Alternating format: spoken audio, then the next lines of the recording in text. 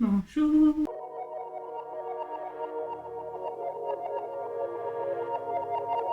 Je sais pas pourquoi ça me fait toujours bizarre de vous dire bonjour. Comme je vous ai dit dans un précédent vlog, j'entame le tome 2 de Fondation, enfin le tome 2 du cycle de Fondation qui s'appelle Fondation et Empire. Et comme j'ai dit dans le vlog, je vais essayer de parler le moins possible dans tout ce truc. Donc là j'ai pas encore commencé, c'est juste la petite intro pour vous dire que je le lis. Et donc ce qui va suivre, ça parle que de ça. De toute façon vous l'aurez compris aussi dans le titre de la vidéo. Bref, j'ai hâte de le lire. La partie 1 qui s'appelle le général. Petite différence dans le 2, c'est que les chapitres ont des titres. Voilà. Les chapitres ont des titres, alors que dans le 1, il n'y a pas du tout de titre au chapitre. Le premier chapitre, si vous vous en souvenez, vous en avez parlé à la fin de la partie 4 sur le premier tome, où on a Belriose, un général de l'Empire Galactique, donc de l'Empereur, qui se rend sur Siwena pour voir Dusembar, qui est en fait le fils de Onumbar. Et donc entre les deux, il y a un échange, un dialogue. En même temps, si on parle, c'est que c'est un dialogue. Et en gros, il y a une légende, enfin il y a des rumeurs qui disent qu'il existe des magiciens. Et en fait, on apprend que ce qu'ils appellent des magiciens, ce sont les personnes de la Fondation. Et donc Dusembar explique ce qui s'est passé ces dernières années, en fait, du moment où son père, il a rencontré, donc son père c'était Onumbar, et il a rencontré Malo, qui était un marchand, et qui après est devenu maire de Terminus, donc de la Fondation. Dusembar explique à Belriose ce qui s'est passé durant ces années et quels sont ces magiciens.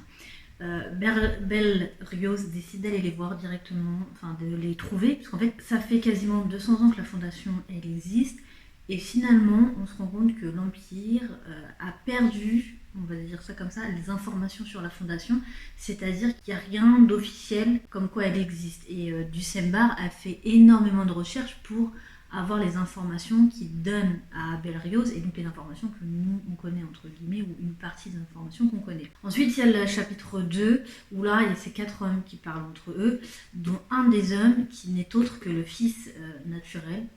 Pourquoi il précise naturel, je ne sais pas, de Malo. En fait, les gens pensent que c'est juste un descendant de Malo, mais plus ou moins direct, mais au final, c'est son fils naturel.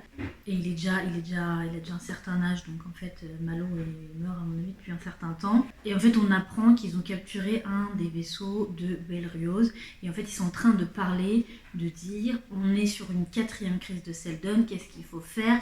Et en fait, il réexplique un peu, c'est une façon que l'auteur a eu de récapituler ce qui s'est passé dans le tome 1 de façon extrêmement concise et extrêmement rapide, où on t'explique qu'il y a eu déjà 3 crises de Seldon, dont 2 qui ont été résolues par Ardyn, qui est quand même, on l'a mis au-dessus de lui, c'est le soleil presque, et que la 3e par Malo, où pareil, Malo on l'a un peu mis sur un piédestal comme Ardyn. Et en fait il y a un des hommes qui dit mais c'est simple, ces 2 hommes-là ont résolu les crises en ne faisant rien. Et c'est ce que Malo avançait dans le tome 1, c'est qu'il ne ferait rien, et c'est ce qui s'est passé, et donc ils se disent peut-être qu'il faut ne rien faire d'une certaine manière. Puis de nouveau on a Belriose qui est dans son vaisseau, donc ça c'est dans le 3e chapitre, où il reçoit Dusembar, et en gros Dusembar lui explique que quoi que fasse Belriose, il va perdre en fait. Il lui explique que de toute façon, Harry Seldon, avec la psychohistoire, a défini tout ce qui allait se passer, et que quoi que Belriose décide de faire, il perdra. S'il n'agit pas, il a perdu puisqu'il n'agit pas. S'il décide de déclarer la guerre à Terminus, il perdra de toute façon. Même si Terminus n'a pas la flotte nécessaire pour faire face à Belriose en théorie, il lui explique qu'en pratique, ils vont gagner, quoi qu'il décide en fait. Et il lui explique que la psychohistoire est basée sur un ensemble d'individus et pas sur la décision d'un seul individu, et c'est là toute la différence, et c'est là la complexité de la chose. Et aussi, dans le chapitre 1 ou dans le 2, enfin on parle d'une deuxième fondation, hein. On redit qu'il y a eu, enfin oui, donc dans le chapitre 1, où Ducembar redit en fait il y a une deuxième fondation qui existe quelque part. Donc, quatrième chapitre, donc dernier chapitre que j'ai lu hier, on parle de Cléon II qui est donc l'empereur du moment. Et en fait au début du chapitre, sur les 4 chapitres, si je dis pas de bêtises, il y avait une partie de l'encyclopédie. Et ce bout d'article explique que Cléon II était surnommé l'empereur de Riose. Donc en fait, il n'était pas connu en tant qu'empereur réellement, mais quand on parlait de lui, c'est parce que ça faisait toujours référence à Belle-Riose, quoi. Et on apprend que cet empereur-là est extrêmement malade. C'est un échange entre Cléon II, donc l'empereur, et un de ses subalternes, Broderick. Et c'est un échange, justement, il parle de Belle-Riose, où en fait Riose demande d'avoir 10 vaisseaux supplémentaires pour aller attaquer Terminus, et en fait ils comprennent pas trop pourquoi, alors que c'est une planète un peu... En fait, l'empereur ne sait pas que Terminus c'est la fondation, ou que la fondation c'est Terminus, enfin, il sait pas ce que c'est la fondation au final. Je comprends que ça existe depuis 200 ans, et tellement que l'Empire est pas ouvert aux autres planètes, enfin ils sont en train de perdre des systèmes, ils sont en train de couler clairement, ils font même pas attention que la fondation existe. Donc voilà, donc en fait là les premiers chapitres c'est surtout pour un peu réexpliquer ce qui s'est passé dans le premier tome.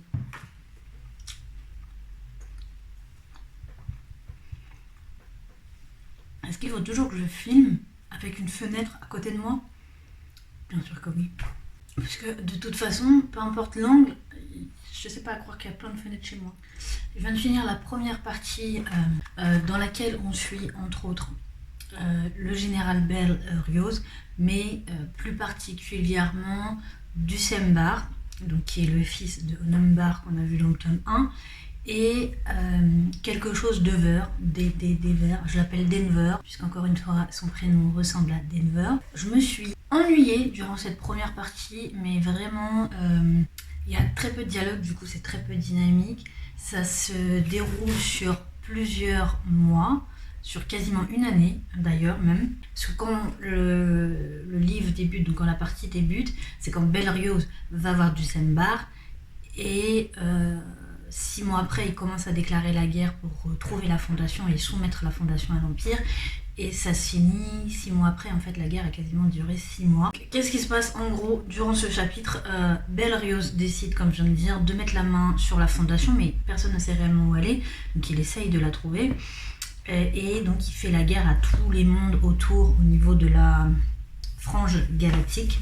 Et en même temps, il essaye de les resoumettre à l'Empire, puisqu'en fait, il les considère comme des univers barbares, comme des mondes barbares. À ses côtés, dans son vaisseau, il s'est stationné sur une planète extrêmement aride, et donc il y a Ducembar avec lui, et il a réussi à capturer un marchand donc de verre. Et en fait, au bout d'un moment, il le dit d'ailleurs, il dit c'est bizarre, vous êtes le seul marchand qu'on a réussi à capturer, parce que tous, soit ils avaient suffisamment d'armes ou autres pour faire face à un vaisseau de l'Empire, soit ils ont fui extrêmement vite, soit ils se sont battus jusqu'à la mort. On ne sait pas pourquoi en fait il s'est laissé faire, entre guillemets, on n'a pas trop cette information-là. Mais en tout cas, il est là et il a son rôle à jouer, et en fait, tout le long, lui, donc Dever et Ducembar sont les prisonniers de Belle-Riose, mais en même temps ils sont quand même plutôt pas trop mal lotis dans le lot.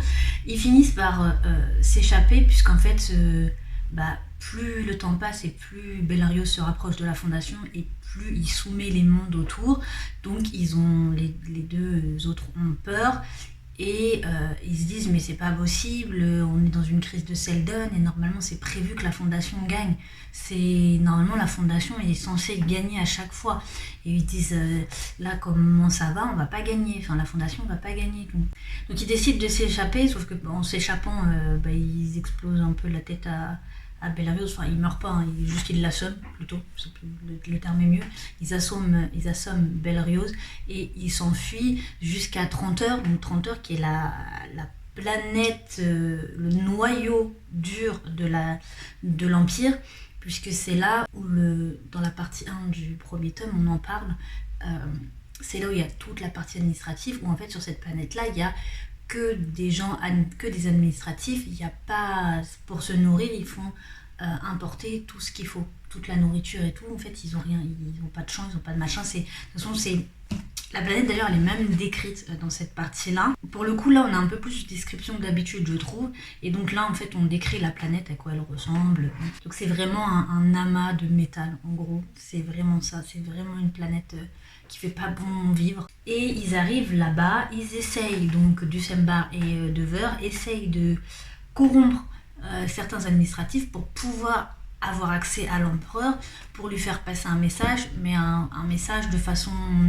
Ils vont lui transmettre le vrai message, mais avec un contexte différent que celui qui devrait être, pour essayer de faire arrêter Belrioz dans sa lancée. Et puis finalement en fait on sait qu'ils ont essayé de corrompre des gens, donc on essaye de les arrêter, ça ne fonctionne pas, ils arrivent à s'enfuir de 30 heures. Et là, ils découvrent qu'en fait Belrioz est arrêté, ainsi que Brodrig, qui est le second de l'empereur. Et donc les deux sont arrêtés, donc la guerre pour la fondation est arrêtée. Et la partie se termine où du coup Dever et Dusembar reçoivent les éloges de la fondation, donc de Forel, qui est le fils de Aubert Malo. Dusembar, là, à ce moment-là, se met à expliquer pourquoi en gros la fondation a réussi à s'en sortir, que finalement eux ils ont rien fait, puisqu'en fait ils n'ont pas le temps, ils ont strictement rien fait, et pourquoi en fait ils s'en sont sortis. Donc il explique une première fois, Forel dit j'ai rien compris, nous aussi on comprend rien, il réexplique une deuxième fois, et même une troisième fois, la troisième fois j'ai réussi à peu près à comprendre, je comprends grosso modo ce qu'il a raconté, mais... Et la partie 2 elle commence, et la partie 2 elle me saoule déjà.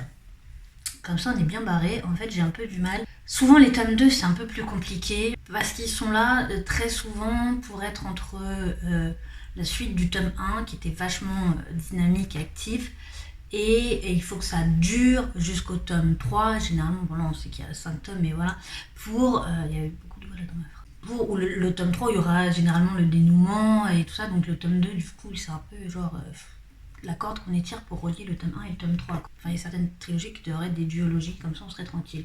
Mais bon, là c'est pas le cas vu qu'il y en a 5. Et j'ai même découvert dans la semaine qu'il y en avait 2 autres qui ont été écrits après le 5e, mais qui se passent avant le premier. On est un peu comme sur une sorte de Star Wars. Et deuxième truc, c'est que dans le tome 2, dans la partie 2, pardon, nous avons une femme qui a son importance, puisqu'en fait c'est une descendante de Aubert Malo, c'est sa fille je crois d'ailleurs.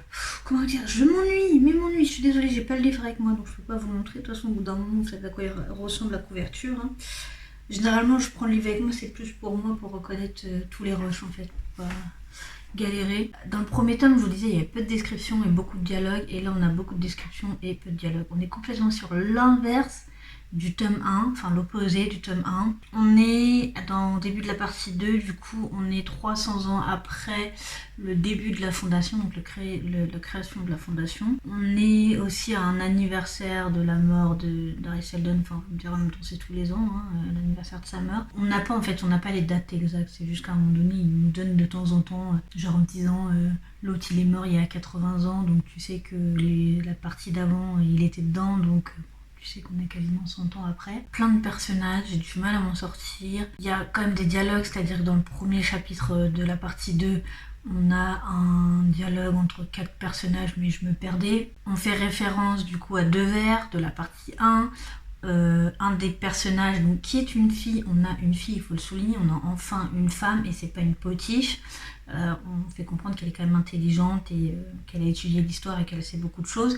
Elle fait partie de la fondation, elle est une des descendantes de Malo, et en fait elle dit aux 3 autres hommes on est à la veille d'une crise d'Harry Seldon, puisque ça fait 100 ans qu'on a eu 0 crise, et aujourd'hui on a un stade où finalement la fondation qui était là pour changer le style de l'Empire, en fait effacer l'Empire et ne plus recréer ce que l'Empire a fait et ce qu'il a donné, et finalement aujourd'hui on est au même stade.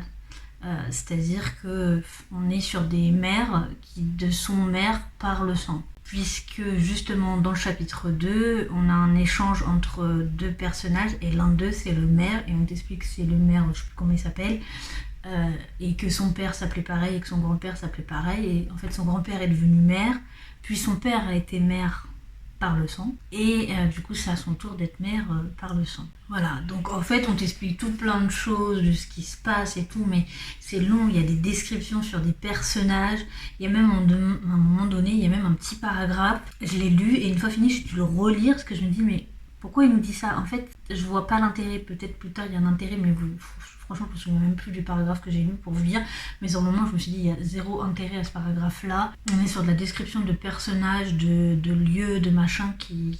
Dans le premier tome on n'avait pas tout ça, et là on a tout ça et c'est long quoi. Alors on pourrait croire que c'est rapide et tout, parce qu'en une partie il s'écoule 100 ans, mais non, pas du tout en fait. Il nous reste un tiers.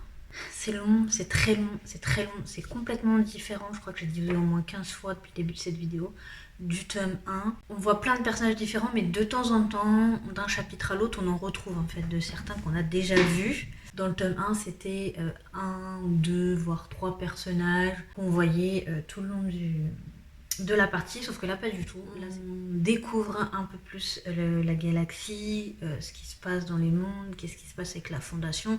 Donc on se rend compte que la Fondation a un peu pris le melon, et que y a des gens qui essayent de renverser cette Fondation. Donc c'est-à-dire qu'il y a l'Empire, la Fondation, et entre tout ça il y a des gens qui ne veulent plus de l'Empire parce qu'ils n'ont pas connu l'Empire, puisque ça fait 200 ans qu'il n'y a plus l'Empire qui les gouverne, mais que c'est la Fondation. Sauf qu'ils ne veulent plus non plus de la Fondation parce que justement la Fondation a pris le melon et est en train de devenir un nouvel empire d'une certaine manière. Et donc cet homme qui essaye de conquérir toutes ces planètes-là, tous ces mondes-là, s'appelle le Mulet, donc le nom de la partie. Et apparemment ce serait un mutant en fait. On le décrit un peu comme quelqu'un voilà, qui a une force extrême, qui est un surhomme en fait. Sauf qu'au début, tous les marchands qui font partie de la résistance et qui sont contre la Fondation, mais qui essayent de combattre la Fondation, mais de l'intérieur, et qui ont un peu du mal, étaient plutôt pour le Mulet. Et là, ils sont en train de se dire, mais peut-être qu'on va changer d'ennemi et on va aller attaquer le Mulet, parce qu'au bout d'un moment, il va nous attaquer nous. Et là, le chapitre que je viens de lire, c'est ça en fait. C'est que le Mulet vient d'attaquer une planète marchande, donc une planète qui faisait partie de la résistance.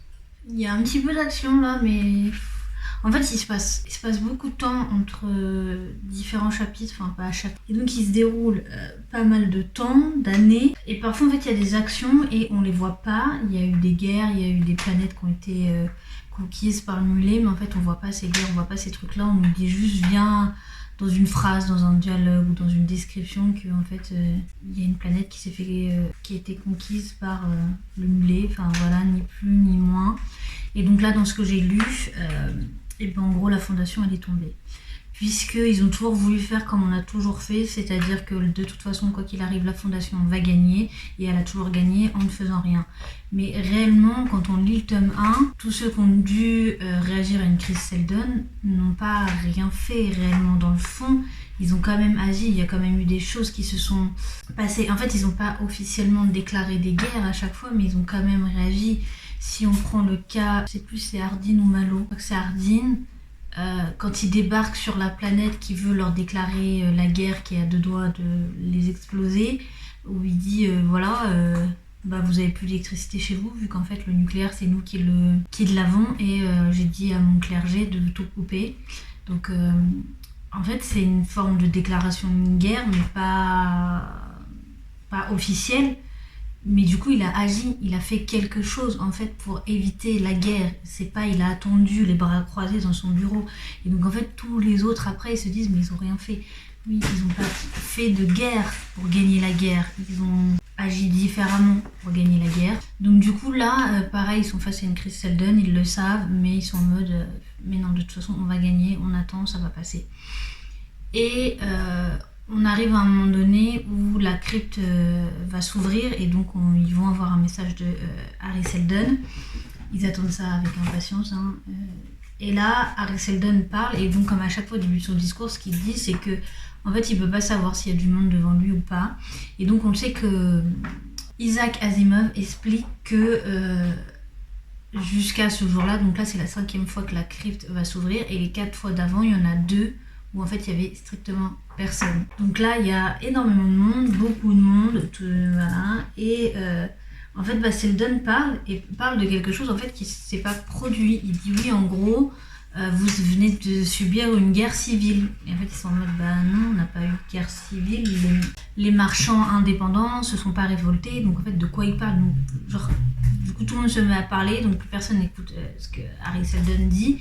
Et donc en fait, techniquement, les marchands indépendants avaient prévu de déclarer la guerre à la Fondation. Et donc il y aurait eu une guerre civile, puisque les marchands indépendants, malgré tout, font partie de la Fondation en fait. Comme le mulet a attaqué une de leurs planètes, les marchands ont décidé de changer d'ennemi et donc d'attaquer le mulet plutôt que la Fondation. Donc en fait, il n'y a pas eu de guerre civile. Et là, ils se disent, mais en fait, Hari Seldon n'avait pas prévu dans ses calculs l'arrivée du mulet. Mais en fait, on peut peut-être se dire que le mulet est peut-être un marchand indépendant et que les gens ne le savent pas encore, que peut-être que le mulet est un ancien membre de la Fondation et qu'effectivement il s'est retourné contre la Fondation. Donc c'est un peu une guerre civile. Puisqu'à un moment donné, ça c'est ma théorie, à un moment donné, on te dit que le mulet a conquis donc, une planète, je ne sais plus quoi ça s'appelle, et il a pu l'acquérir, l'avoir, la conquérir, parce que les vaisseaux qui étaient là-bas, qui appartenaient à la Fondation, les amiraux, ceux qui du coup dirigeaient les vaisseaux, qui étaient à la tête des vaisseaux, ont décidé de se rendre. Et en fait, on le sait, à un moment donné, via un dialogue, que leur vaisseau avait rien du tout, qu'ils n'avaient quasiment pas combattu le mulet et qu'ils ont capitulé sans avoir combattu avant. Ils n'ont même pas tenté d'essayer de s'en sortir. Non, ils ont capitulé directement. Donc on peut se dire que le mulet n'est pas non plus n'importe qui. Il est peut-être connu des gens de la Fondation, mais on ne le sait pas encore. Donc à voir, il me reste un peu plus d'une centaine de pages, 130 pages à peu près. Là, la Fondation, elle n'existe plus entre guillemets, puisque le chapitre « Le mulet arrive sur la Fondation » s'appelle « La chute de la Fondation ». Clairement, c'est écrit noir sur blanc, avant que tu commences le chapitre, tu sais ce qui va se passer dans le chapitre. Comme je dis toujours, le spoil n'est pas dérangeant, c'est pourquoi on arrive à cet effet-là, quelles sont les conséquences de la cause, qui sont intéressantes. Je m'ennuie toujours autant, il y a un moment donné, il y a 2 pages qui ont servi strictement à rien, on s'en fout complètement, où il nous décrit un luminophone, ce qui est un instrument en fonction des notes que tu joues, ça crée de la lumière et tout, enfin voilà, et ça fait des... Et donc on nous décrit ça pendant 2 pages, ce que la nana elle voit pendant que le gars joue du luminophone.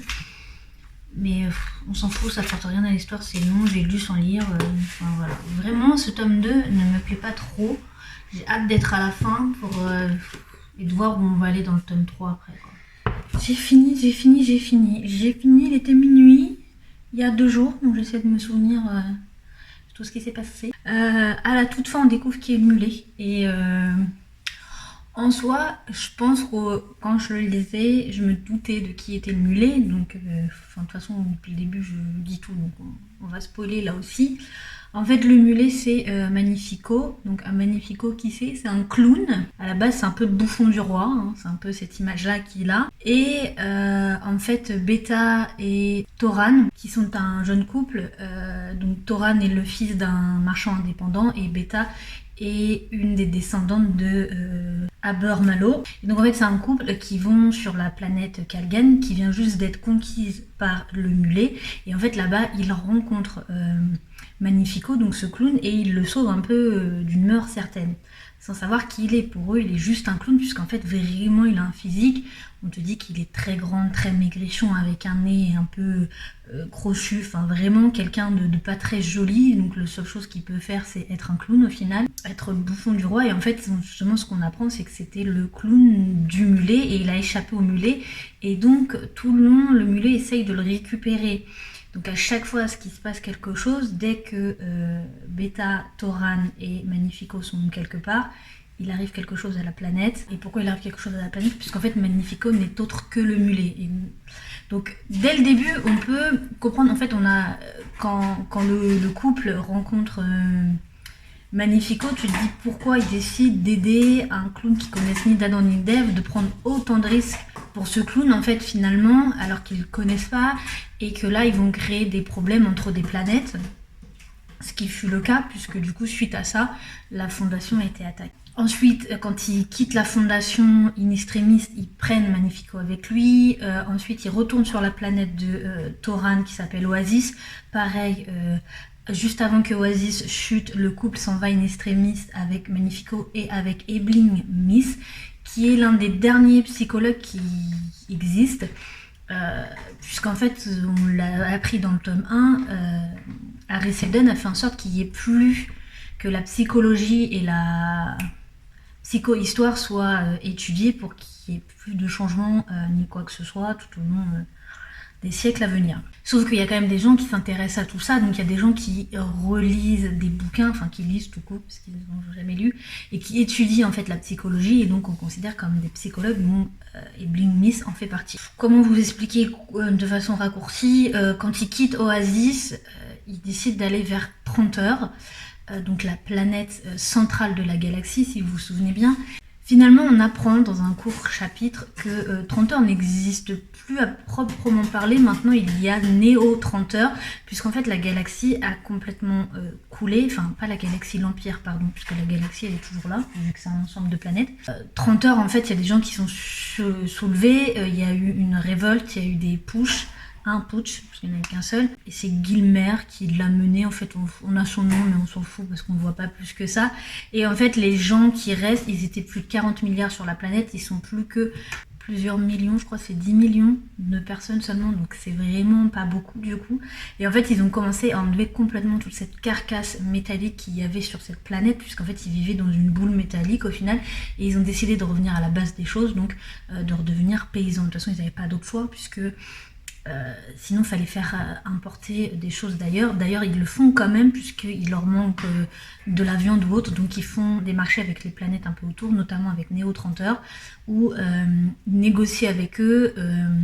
Ils leur ramènent par exemple de la volaille, de la viande, autre. Et en échange, ces gens ont le droit de récupérer de la ferraille qu'il y a sur la planète, puisqu'en fait elle est tellement recouverte de ferraille qu'ils ont de quoi échanger énormément. Et sur 30 heures, il y a une seule zone qui est restée intacte et qui ne sera jamais touchée, c'est la bibliothèque.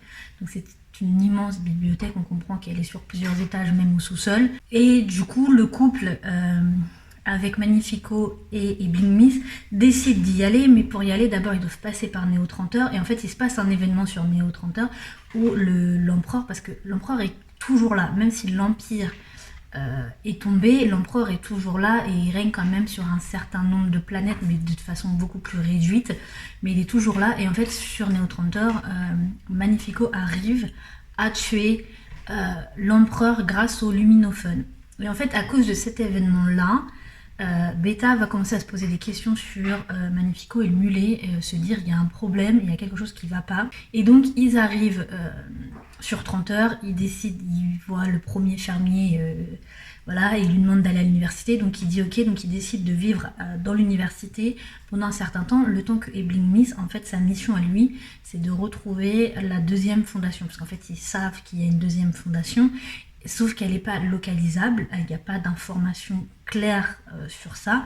Et donc il faut qu'ils retrouvent tous les documents initiaux de Hari Seldon, où en fait il parle de la seconde fondation.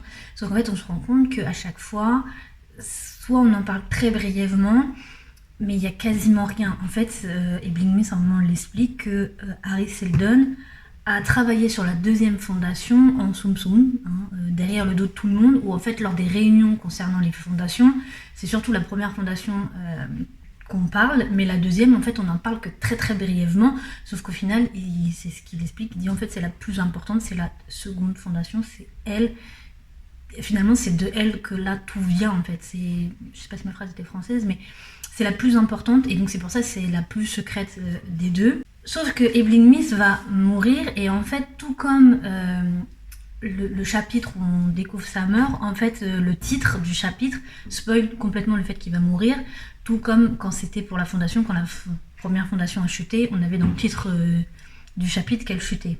Et de toute façon, même le petit premier paragraphe du chapitre, ça nous dit qu'en fait, il lui restait plus que 2 semaines à vivre, et au cours de ces 2 semaines, Beta l'a vu 3 fois, et donc il t'explique que la première fois elle l'a vu parce que nanana, la deuxième fois, et puis la troisième fois c'est au moment où il est mort. Et en fait il meurt, de toute façon il allait mourir, mais il meurt parce qu'en fait Beta le tue avant qu'il révèle l'information de où est la seconde fondation. En fait il a réussi à trouver où se situait la seconde fondation, et Beta le tue.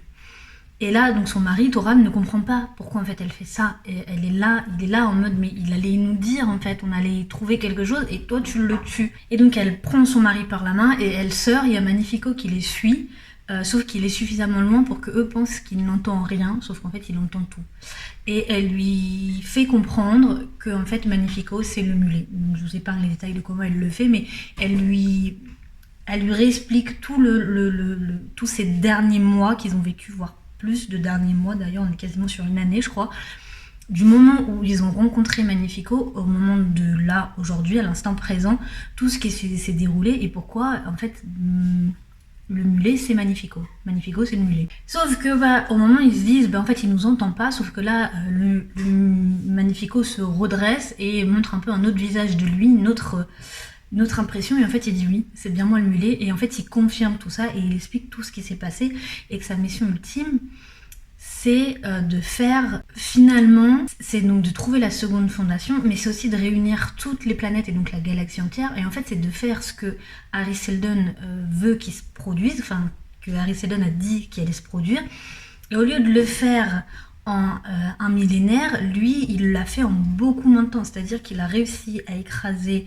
pas mal de planètes, à conquérir pas mal de planètes en l'espace de quelques années, parce que je crois qu'on est sur plus d'1 an quand ça s'est produit, je sais plus combien de temps, mais on va dire en même pas une décennie, il veut réussir à faire ce que Hari Seldon a dit qui se produira en un millénaire.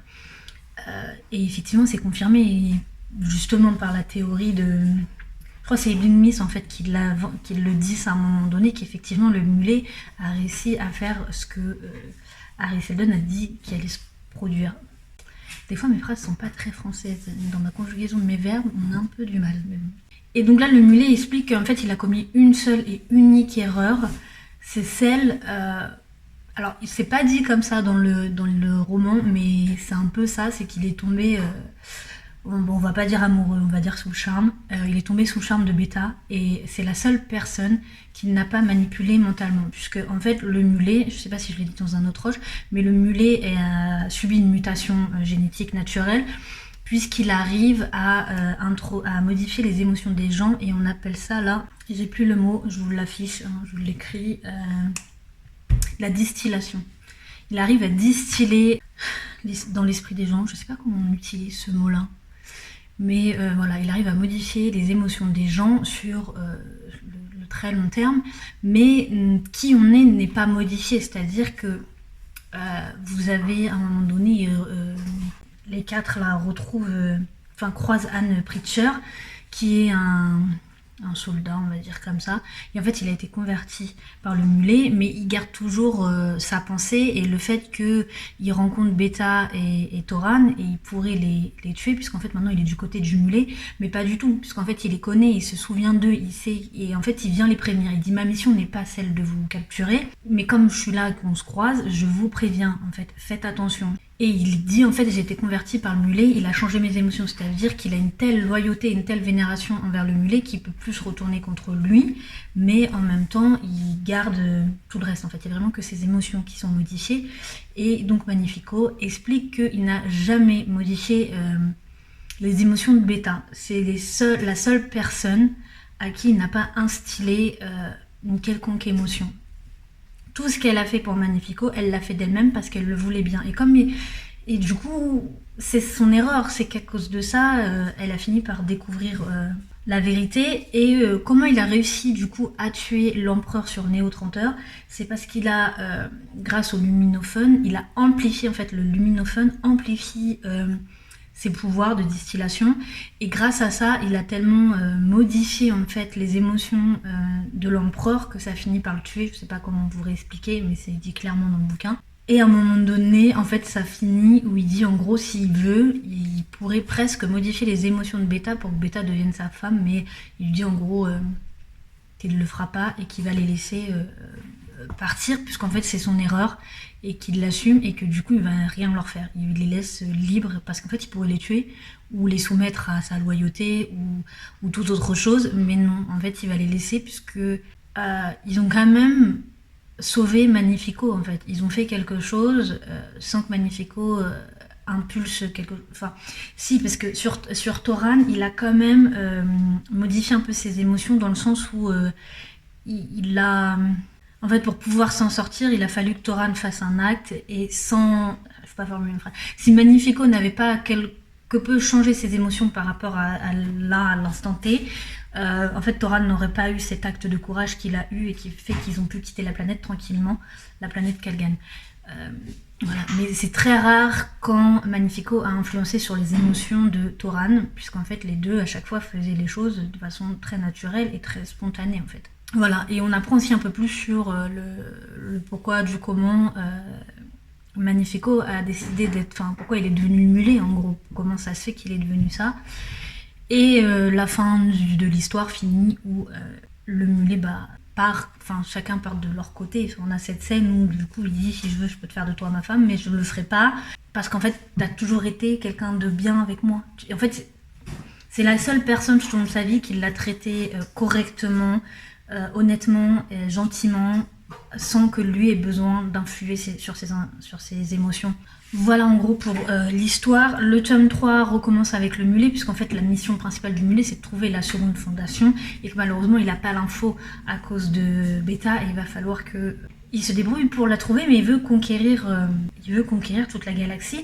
Et du coup on apprend que la seconde fondation, qui est la plus importante, et en fait c'est la plus importante, puisqu'en fait on t'explique que la première fondation c'est... comment réexpliquer, parce qu'en fait j'ai déjà oublié tous les termes. La première fondation, elle pouvait seulement supporter des crises jusqu'à un certain niveau, on va dire. Voilà, elle pouvait... Sauf que Hari Seldon, quand il a fait ses calculs par rapport à la première fondation, il n'a pas pensé qu'il allait avoir des mutations génétiques qui allaient potentiellement se produire chez les hommes, puisqu'il y a certains hommes qui ont subi des... En même temps, on est 12 000 ans après. Enfin, on est en l'an 12 000, presque 13 000 là. Donc, ce qui fait que les hommes, on a eu le temps d'être modifiés, de se modifier et de créer des mutations. Et donc il y a certains hommes qui ont des mutations, dont le mulet. Et donc en fait la première fondation, ce sur quoi elle était fondée, ses principes, font qu'elle ne pouvait pas combattre le mulet, puisqu'en fait le mulet n'a pas été pris en compte dans les calculs de Hari Seldon pour cette fondation-là. Par contre, il pense que la deuxième fondation est suffisamment forte pour justement surmonter la crise du mulet, et c'est à la seconde fondation d'aller anéantir le mulet. Donc en fait ils expliquent que finalement la fondation n'a pas perdu contre le mulet, puisqu'en fait on est encore dans cette guerre contre le mulet. Sauf que la question qui se pose, c'est est-ce qu'elle est au courant de l'existence du mulet? Si oui, est-ce qu'ils sont en train d'essayer de monter un plan pour contrecarrer ses plans et donc le vaincre? Et sinon, du coup, il faut aller la prévenir. Il faut aller trouver cette deuxième fondation et leur dire ce qui est en train de se passer, et que c'est à eux de remédier à cette crise-là pour pouvoir continuer l'histoire que Hari Seldon avait prédit avec la psychohistoire. Et donc dans le tome 3, on sera avec la seconde fondation, je pense, un peu plus. Mais la première partie, enfin elle est aussi en deux parties, et la première partie, on est avec le mulet. La fin est bien quand même, hein, il faut avouer, et même si j'aime pas ce livre, j'aimerais bien atteindre le niveau quand même d'Isaac Asimov. Il a quand même un très bon niveau, c'est juste que moi j'ai moins bien aimé, mais c'est un tome 2, comme je l'ai dit plusieurs fois, et c'est souvent ça dans les tomes 2.